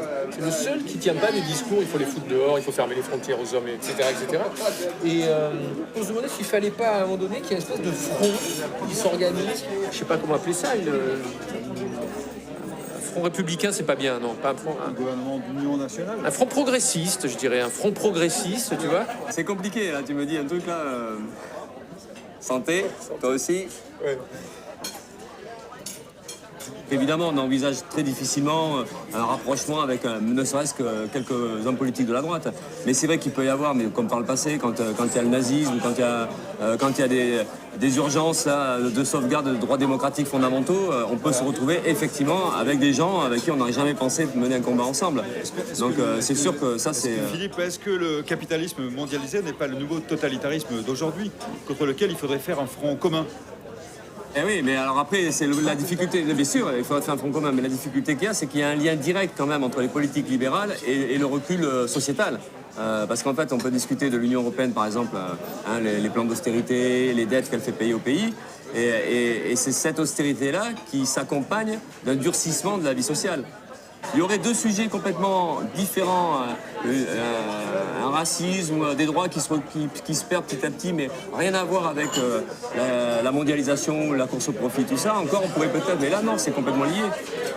Je pense, l'austérité s'accompagne inévitablement d'une répression. Encore Jean Lassalle, ça paraît moins problématique, parce que lui, on sait qui il est, on sait les combats qu'il a menés, il a un côté réellement sympathique. On a bien compris que Philippe Poutou n'était pas encore prêt à intégrer le futur gouvernement humaniste de Jean Lassalle, qu'on avait commencé d'échafauder en douce dans la perspective d'une victoire. Mais le fait de dire, moi si j'y suis, vous allez voir, ça va déménager, on ne peut pas y croire un seul instant. Même s'il a envie, c'est même pas ça. C'est même pas s'il a envie ou pas envie, c'est que c'est pas possible. Et au-delà de ça, je finis juste, c'est que, encore une fois, la démocratie politique, c'est forcément la question économique qui est posée. Il ne peut pas y avoir de démocratie politique si on ne discute pas de la richesse, comment elle est redistribuée, comment elle est faite. Et donc ça pose le problème d'une économie entre les mains aussi de la population. Sinon, il n'y a pas de démocratie. Parce que si on laisse les patrons faire ce qu'ils veulent, et après, là c'est... Donc tout est, de ce point de vue-là, c'est vraiment complètement lié. Et t'en es où de la collecte des parrainages, là? Là, on en est à 160 à peu près. Donc on est à un tiers. Si je crois que c'est ça, ça va. 500, ouais. Et donc on est dans le rythme d'il y a 5 ans, donc c'est pas satisfaisant, c'est pas parce que c'est le même rythme on espérait avoir un peu plus de facilité, mais non, donc c'est comme d'habitude, donc on va galérer comme d'habitude. Allez, on arrête. Il lui manquait encore 340 parrainages. Après cette rencontre, on a réussi à convaincre Jean, en tant que maire de Lourdes-Sichère, de lui accorder sa signature. C'est une des rares fois où il aura suivi nos conseils. Allez, au revoir. Ciao. Voilà. Allez. Ah, bonsoir, monsieur. Monsieur Jean Lassalle, bonjour. Vous êtes complètement sympathique, d'ailleurs, je te connais, moi, on s'est déjà croisés, oui. Oui, enfin, ce qui ne l'a pas empêché de ne pas reconnaître Poutou quand on a organisé le rendez-vous entre les deux hommes à l'aéroport de Bordeaux. Tu vas où? Je vais voir, je vais voir Poutou, justement. Il est à l'étage. Il est là? Et c'est pas rassurant. Putain, c'est pas rassurant. Moi, c'est Poutou, quoi. Oui, je suis C'est le vrai, hein. Et pour notre projet de grande alliance du communisme primitif rural à l'anticapitalisme ouvrier, il y avait encore du boulot. On a besoin d'un bon chef d'orchestre. Oui, mais au genre d'aujourd'hui. Mais je vais essayer de le devenir grâce à vous. Voilà, 06 80 64 53 84. D'accord, ça marche. Allez, salut mon vieux. Merci et bon courage. Et bon vent. Au revoir. Merci. Mais là, si jamais on arrive à le caser en décembre, donc à voir. Dalila s'occupait toujours de la collecte des parrainages. Seine-Maritime, Calvados, l'Orne, l'Eure-et-Loire. C'est vrai, ça peut permettre de voir dans le secteur là qu'il a. Après. Alors ensuite, souviens-toi qu'en fait, 27, 28, 29, Jean Bartholin, il a annulé parce que justement, il disait que c'était trop proche des fêtes de Noël. Donc est-ce que ça vaudrait pas le coup de prendre ce temps-là pour soi, appeler des maires des hésitants, ou alors de faire, tu vois, de rencontrer des maires qui est vers ta région, en fait. Ouais. Je sais pas, peut-être ils n'ont pas le temps, mais tu te rends compte, quelqu'un qui va devenir président de la République et qui veut tellement qu'il sacrifie ses vacances de la Noël. Ouais, je vois ce que tu veux dire. Alors attends, je Pour te aller dis les voir autres secteurs qu'il y avait. Ici, un peu de neige, un peu de mauvais temps. Il est sur les routes, pendant que les autres dindonnent, etc. Alors, tu vois, il y avait ça, tu vois, les déplacements, à mon avis, qui étaient peut-être... Donc, Lozère-Ardèche. Oui, c'est par là qu'il faut que j'aille. Il fait froid, c'est septentrional, il y a des loups qui gueulent dans la nuit. Bon, ok, on peut voir.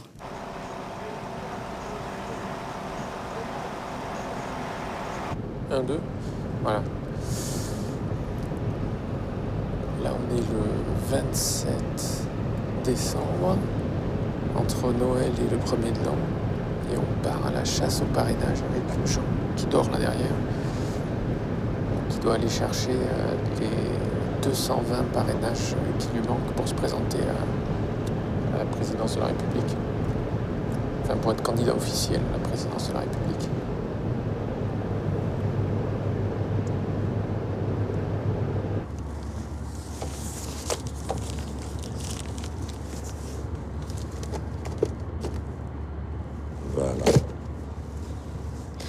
Je n'arriverai jamais à susciter chez vous un petit mouvement d'admiration.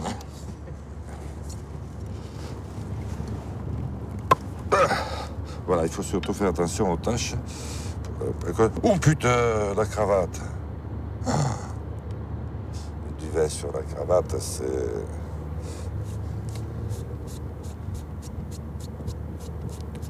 Oh, ça sert à rien, Jean, ce que tu fais là. Il vaut mieux changer de cravate et puis on n'en parle plus. Je vois très bien ce que tu veux dire.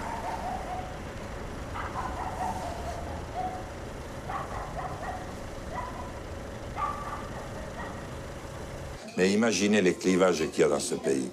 Imaginez le retour de la haine pour la haine, de la suspicion, de la peur. Regardez ce racisme. Regardez partout, c'est pas nous, ça, c'est pas... Alors, dernier point, le parrainage ne veut pas dire le soutien.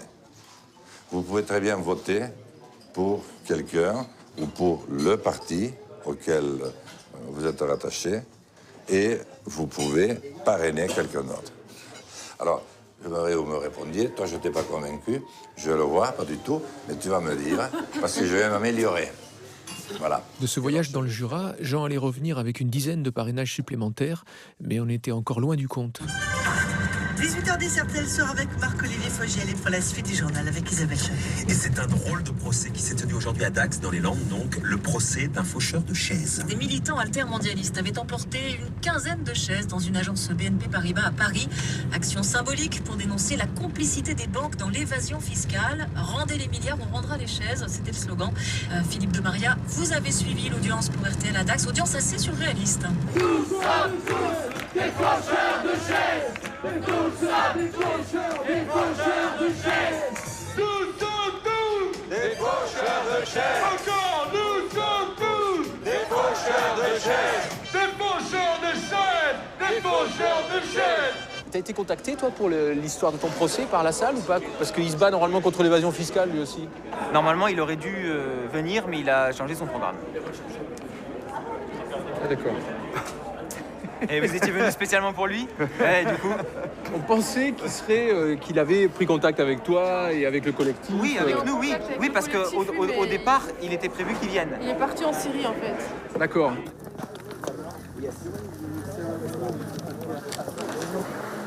Alors qu'on l'attendait à Dax avec les opposants à la finance, Jean est parti en voyage organisé en Syrie, sans rien nous dire. Il était pourtant encore loin d'avoir réuni les 500 parrainages. Our Syrian legal, and I put 2 underlines under the word legal. Slowly. Okay. I put 2 underlines under the word legal. Respected the divinity of this place. Il a parcouru les ruines de la ville d'Alep, la deuxième plus grande ville de Syrie, où les combats venaient de s'arrêter après une guerre entre des insurgés de toutes obédiences et les troupes de Bachar el-Assad.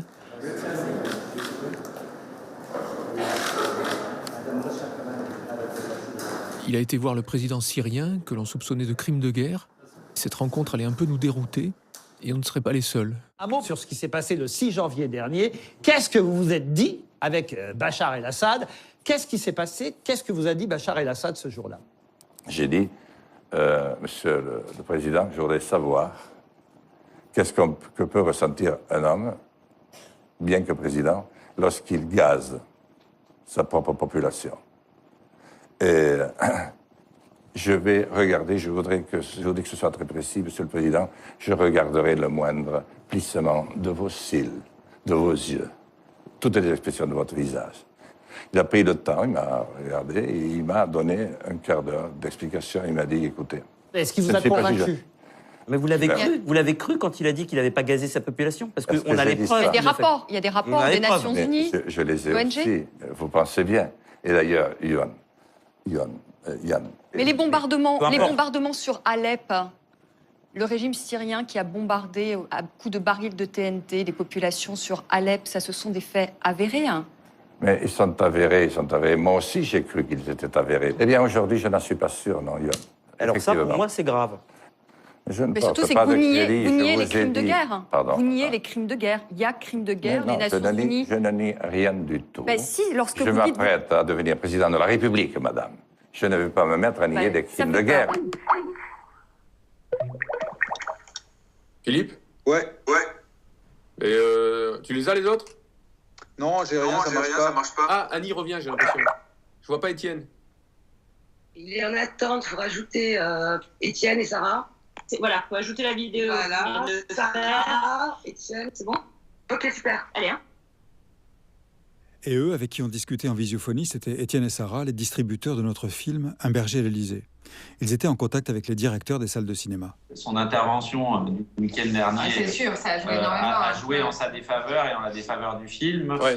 Et il n'y a pas que ça, je pense. Nous, on n'a pas vu les images de l'émission, mais apparemment, c'était pathétique. Non, mais en gros, sur ce film-là, tel qu'il est aujourd'hui, ils ne savent pas vraiment quelle est votre position.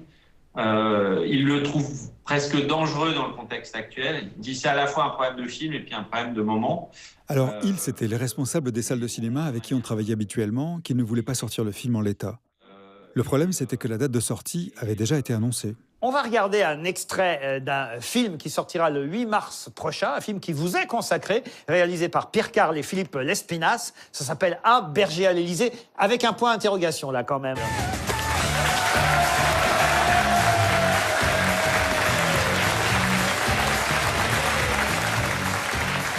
Et le sortir là, de notre point de vue, ça serait aller totalement au casse-pipe.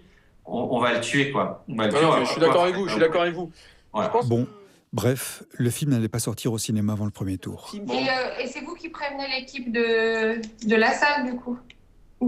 On leur a répondu que oui, mais on l'a pas fait.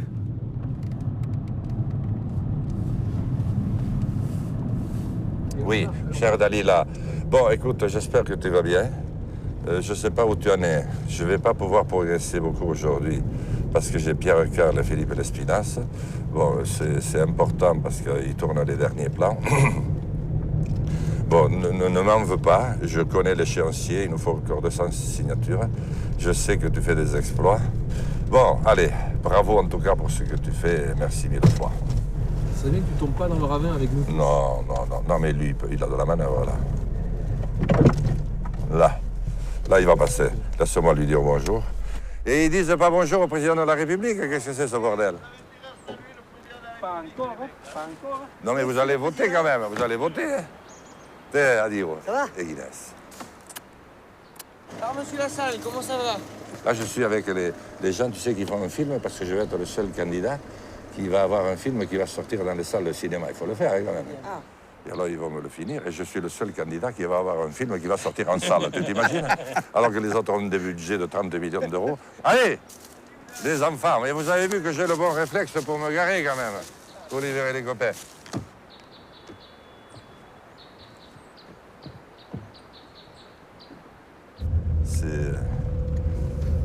C'est la campagne présidentielle. Bon! Qui va, Jojo? Qui est l'équipe qui me filme, ça, parce qu'il y a un film studio, que je suis le seul candidat qui voyait le film. Il a sorti. C'est à ce moment-là qu'on a commencé à être moins à l'aise avec Jean. Regardez ça, putain. Venez voir par ici. Viens voir, Pierre, toi qui n'as pas vu ça. On ne voyait pas bien l'intérêt pour un candidat humaniste de s'afficher avec un chef d'État responsable de crimes de guerre. Regarde-moi ça. Nos amis ne comprenaient plus du tout ce que l'on faisait dans cette histoire. Il ne nous restait plus qu'à déclencher l'opération Biahor Ayud. Et regarde comment c'est. En français, au secours. Ou sauf qui peut. Sur la Syrie, donc, nous, quand tu as vu dans l'émission de Ruquier, on s'est dit que d'abord, tu avais vachement le trac. Mais je vais te montrer, avant que tu répondes, hein, je vais te montrer ce que disait à propos de tes interventions à l'Assemblée nationale et dans les médias, quelqu'un que tu aimes bien et qui est André Chassaigne. Quand il va dans une télé, il n'a pas d'attaché de presse qui auront harcelé pour connaître les questions qui seront posées avec des fiches qui auront été préparées pour préparer les réponses. Il va y aller avec une forme de spontanéité qui fait la grandeur de ses propos, mais qui en même temps ne lui permettent pas d'argumenter sur le fond. Mais c'est lié aussi au statut des gens indépendants qui n'ont pas les moyens d'exercer leur mandat avec l'infrastructure que ça exige. Voilà. Bon. Voilà. Est-ce que tu es d'accord avec ce que dit André Chassaigne ou pas? Moi, j'étais en Syrie en pleine connaissance de cause. Je n'ai peut-être pas les équipes dont il pense que je devrais disposer. Il a raison. Mais j'ai mon intuition et j'ai mon ressenti, parce que j'ai vu l'URSS. J'ai vu l'Espagne de Franco. J'ai vu la Yougoslavie s'autodétruire. Et je suis là pour regarder et pour porter un message, le message que j'ai vu. Non mais d'accord, mais Jean, d'abord, regarder, ça suffit pas pour comprendre. Ça, je suis désolé. Moi, je viens de passer 2 jours en Vallée d'Aspe, j'ai pas compris la Vallée d'Aspe. Surtout dans une zone de conflit. Et en plus dans une zone de conflit. De guerre, voilà. Après, surtout que c'est la guerre la plus complexe depuis 39-40. C'est pas parce que tu vas sur place que tu comprends. C'est pas en 3 jours que tu as compris ce qui se passait, ou même en 2 voyages. Fillon a compris quelque chose? Parce que tu crois que Mélenchon a compris quelque chose? Ils n'ont pas eu le courage d'y aller. Ne me raconte pas d'histoire. Pas plus. Mais ce que dit Chassaigne, là, il dit Chassaigne... Oui, mais Chassaigne, il n'y a pas été. Non, il n'a pas été. Qu'il y aille. Mais Chassaigne, il dit... Je l'aime beaucoup. Non, mais Chassaigne, il t'engueule pas. Il t'engueule pas, Chassaigne. Jean, je te l'ai dit. Il t'engueule pas. Il m'engueule pas, c'est un copain. Il t'engueule pas. Il te dit... Ne me faites pas passer pour ce que je ne suis pas. Il te dit... Pas un irresponsable. Non. J'ai 61 ans et j'ai été dans tous les théâtres d'opération les plus tendus du monde. Je suis quand même pas aveugle, ni sourd. Jean, on te dit pas... Et je ne défends pas Bachar al-Assad, j'en ai rien à branler. Mais c'est quoi cet oiseau-là, Jean, derrière? C'est quoi cet énorme... Lequel? C'est un condor, ça? Condor. Mais regarde, il est énorme. Ouais, c'est ça, vas-y. Il faut aller à la caméra. C'est un aigle? Oui, il y a des aigles royaux. Il est énorme. Il y a des aigles royaux. Non, mais il est monstrueux, celui-là. T'as vu l'envergure qu'il a? Mais on n'a pas des petits aigles ici. On te tous sympathie. On te dit que quand tu es député non inscrit, que tu n'as pas un staff de spécialistes avec toi, tu pars avec un handicap.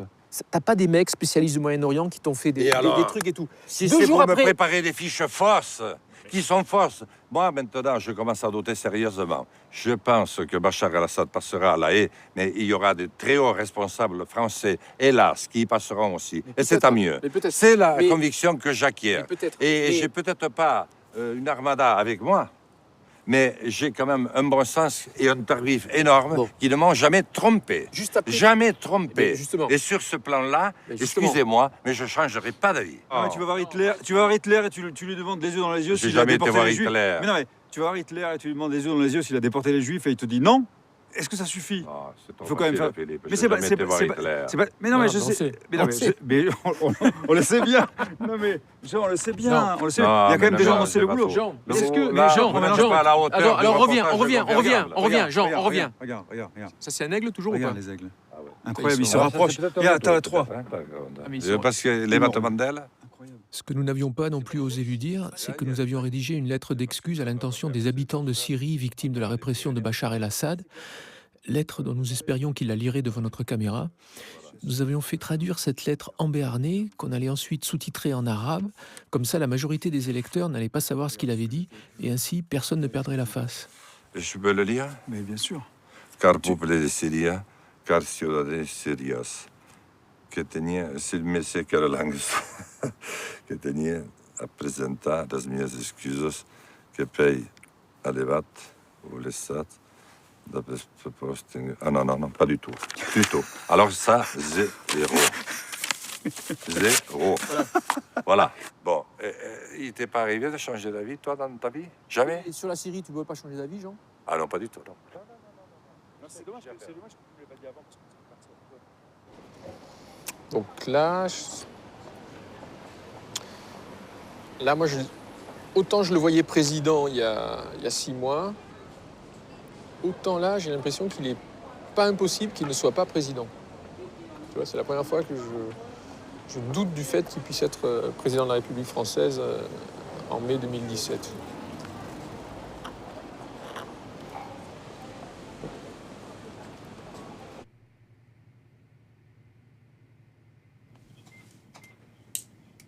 On n'avait toujours pas dit à Jean qu'il ne pourrait pas compter sur le film avant le premier tour, mais grâce à son voyage en Syrie, de nombreux maires savaient enfin qu'il était candidat et qu'il lui manquait encore des parrainages.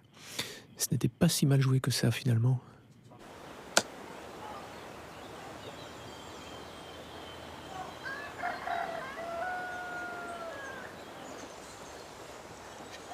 Bon, mais une manche de gagner.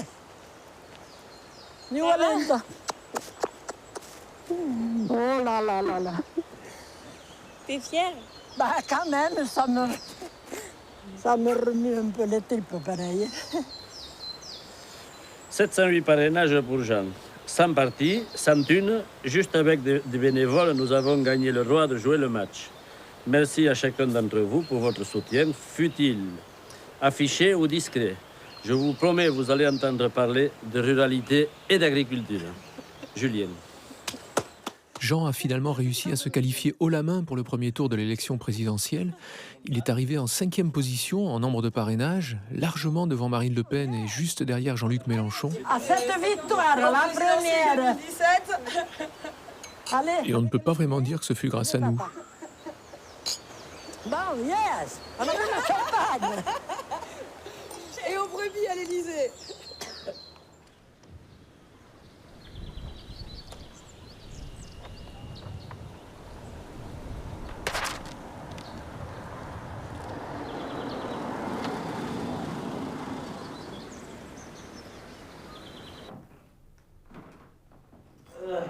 Mais ça, on l'a dans le... Bah, du social, on en a dans l'autre mini-clip, finalement. Bah, et quand même, hein. On a... Attends, je relis le truc que j'avais écrit. À Paris, une nouvelle équipe avait pris possession des locaux de campagne. On sentait un certain froid à notre égard.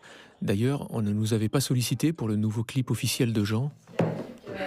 Elle a adopté l'agneau, la brebis? Elle a adopté l'agneau? Elle a adopté l'agneau, la brebis, ou non?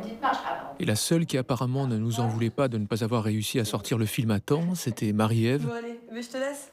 Marie-Ève Lassalle, la nièce de Jean. Ciao, mon père. On allait la retrouver le soir à l'occasion du grand débat présidentiel. Il n'y a pas une fille. J'ai ici une nièce, c'est la seule à Lourdes-du-Cher, avec la fille de mon adjoint, qui va reprendre l'exploitation familiale. Nous en avons perdu 28. Nous parlerons des services publics, nous parlerons de la Non, mais moi, répartition, je de la parle. désertification. De la présidence, là. Et là, on parle de la présidence. J'étais à côté de M. Lassalle. Et qui vous êtes-vous, là, qui ricanez? C'est ma nièce. La nièce. Ouais, ouais. C'est vous qui allez reprendre l'exploitation? Oui, oui. Ouais, c'est moi. C'est quoi votre niveau d'études? J'ai fait un bac plus en droit. Bah ouais. Ah bon, vous étiez rien à voir alors avec... Ouais, et sinon, non, BPREA, oh là là, il y a trop de... Bon. On n'était pas les seuls à s'être intéressés à la famille de Jean. Et c'est d'ailleurs à ce moment qu'on s'est aperçu que l'on avait oublié de solliciter Jean-Luc Mélenchon, le leader du parti de gauche La France Insoumise, au moment de la constitution du gouvernement Lassalle. Mais Mélenchon était désormais à 20% d'intention de vote dans les sondages, Jean à 1%, et c'était un peu tard. Chers compatriotes françaises, français, c'est une des toutes dernières occasions que je vous ai données. Quelle que soit celle ou celui que vous éliriez en dehors de moi, de toute façon, il vous en tuera. Il n'a pas les moyens de tenir ses promesses, même s'il les fait très sérieusement. Ben voilà, on retrouvait là celui qu'on aimait bien et pour lequel on s'était mobilisé pendant tous ces mois. J'en avais plus rien à perdre. Je vais te dire, si tu veux continuer à t'emmerder dans le plus beau pays du monde, si ça te dit de ne plus avoir aucun projet devant toi et de voir tous les jours la tristesse et des nouvelles qui n'en sont pas, eh bien tu peux voter pour eux. Par contre, si tu veux voir un magnifique printemps, un printemps où tu vas t'éclater, où tu vas retrouver un petit peu de bonheur et en même temps la joie de t'engager, alors viens avec moi, parce que je peux te dire qu'on va faire un sacré bout de chemin, et celui-là, tu l'oublieras jamais, et tes petits-enfants non plus. Vive la République, vive la France, j'ai besoin de toi. Et le moment de vérité a fini par arriver.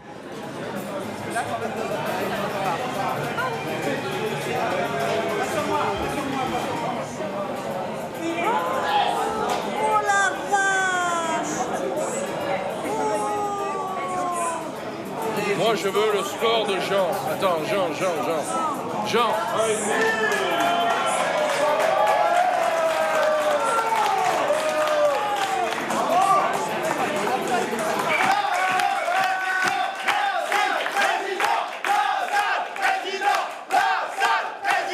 Ce soir, nous résistons. Ce soir, nous rentrons dans la résistance. Vive la résistance!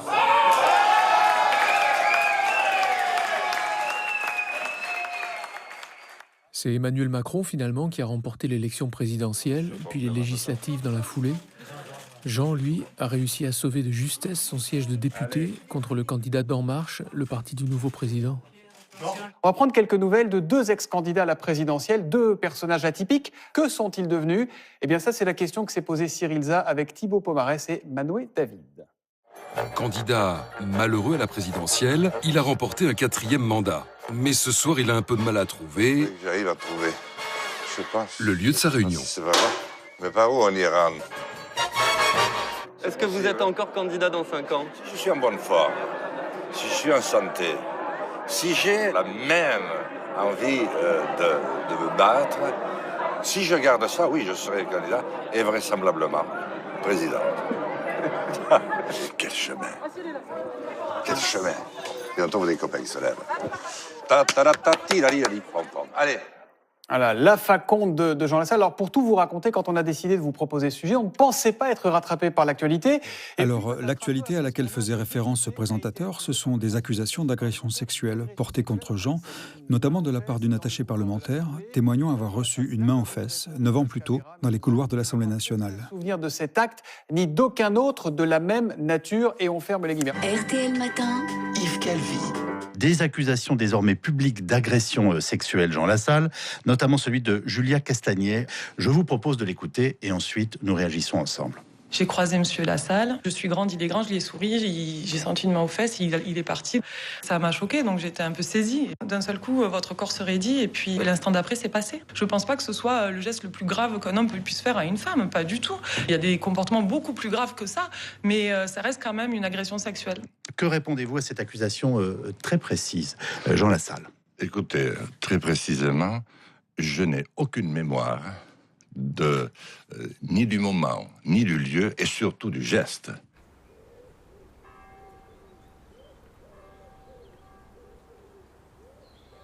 Bon, alors, je sors, hein, c'est ça? Ouais, viens. Viens, on va se mettre là-bas, Jean. Reviens, je t'aime. Je crois que c'est un des rares endroits qu'on n'a pas encore filmé. Reviens, je t'aime. Tu ne peux pas me laisser souffrir comme ça. Moi, je vais te dire ce qu'on en a pensé avec Philippe. C'est que, même si c'est pas vrai, t'aurais dû l'assumer. Parce que je pense qu'on est... Ah non. Mais si, Jean. On est susceptible. Non, mais écoute-moi. Non, mais je ne vais pas me mettre à mentir sur mon compte. Mais si. Pour faire... Mais si, parce qu'on est tous, les mecs, on est tous susceptibles. Mais moi, pas. J'ai pas fait ça. Mais on est tous susceptibles d'avoir eu des comportements pas très délicats. Pas très délicats. Je vais dire ce que j'ai fait. Attends, après, pas très délicats ou incorrects. Tu veux que je fasse, non, je t'explique d'abord tout et après... Non, je peux faire, parce que je t'écoute là, ça ne me plaît pas du tout. Non, mais ça te plaît pas, d'accord. Mais essaie de ne pas réagir tout de suite. Peut-être que c'est pas toi, peut-être que c'est un autre, mais tu aurais dû, au nom des hommes, tu aurais peut-être dû dire, bon, c'est vrai, on déconne parfois, nous les hommes, oh non, en général, pas toi en particulier, nous les hommes avec les nanas, et on peut plus aujourd'hui avoir certains comportements qu'on a pu avoir à une époque qui étaient considérés peut-être même comme... Non, j'ai pas eu ce comportement. Non, mais et pas je toi, ne pas veux toi, pas. Jean. Eh bien, alors, mais pose-moi la question. Mais ça aurait été noble. Allez. Non. Écoute, là, tu m'agaces, là. Pose-moi la question et je vais répondre. Bon, Jean, non. Alors, on n'en parle plus de ça. T'as vu ce qu'il a dit, Chassaigne? Attends, et Chassaigne, il est toujours... Je trouve, il dit, j'ai trouvé un homme très marqué, il parle de toi, j'ai trouvé un homme très marqué, très touché, car il était à 100 lieues de s'imaginer que son comportement et ses propos puissent être ressentis ainsi.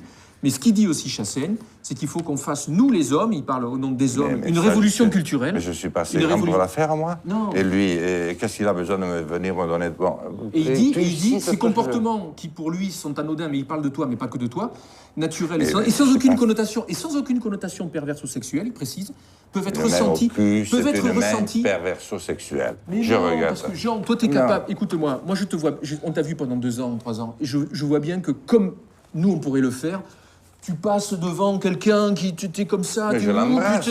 Putain, non, pas de cul. Non, tu m'as jamais. T'en es capable et on en est capable. Les hommes, on en est capable. Non. Mais si, on en est capable. Eh bien, tu vas le dire, toi, et moi, je vais te dire non. D'accord, ok. Voilà. Bon, tu veux pas revenir là-dessus, mais je pense que... Bon. Mais non, je ne veux pas dire des choses fausses. Je vous ai jamais dit des choses fausses. Je vous ai autorisé à dire tout ce que vous voudriez sur moi. C'est un film totalement libre. D'ailleurs, il faut que ce soit libre pour que 20 mois après, il ne soit rien sorti. Hein. Il est vraiment libre. Je vous ai répondu à chaque fois. Il y aurait des fois quand même où vous auriez pu venir m'interroger aussi comment j'ai gagné la seule législative de France que personne ne pouvait gagner. Ça, comment je défends un hôpital de Laurent, ça c'est aussi important pour les femmes. Les femmes vont aller accoucher à 2h30 de chez elles, mais ça on s'en fout. Vous auriez pu venir aussi à d'autres moments. Bon, voilà. Docteur. Ouais, enfin bon... Ben oui, c'est comme ça.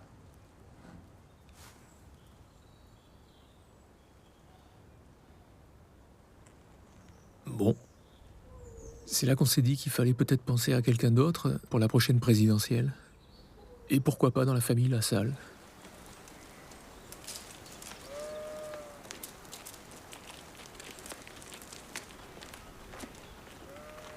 Marie-Ève ?